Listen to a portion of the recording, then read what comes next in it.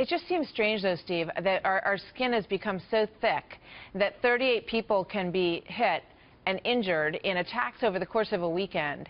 And it has become, I think, over the last 15 years, something that we've come to expect. And I think that many look at that and say that, that the reaction is sad. We are becoming much more like, communities in Israel who are used to these kinds of attacks happening all the time. And it becomes part of the fabric of the country. And I think, in a way, that's been the goal of these terrorists. And perhaps to that extent, they've achieved something.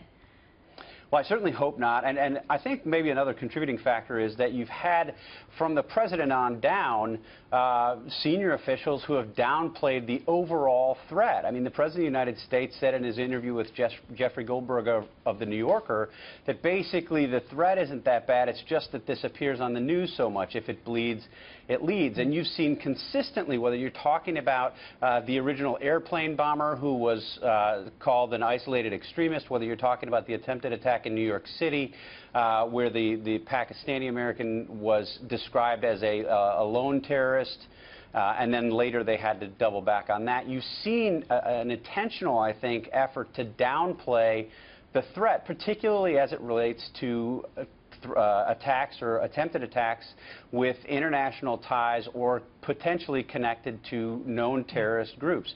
I think that's a problem. I think the administration and others have given some Americans a false sense of security, and I think it's dangerous.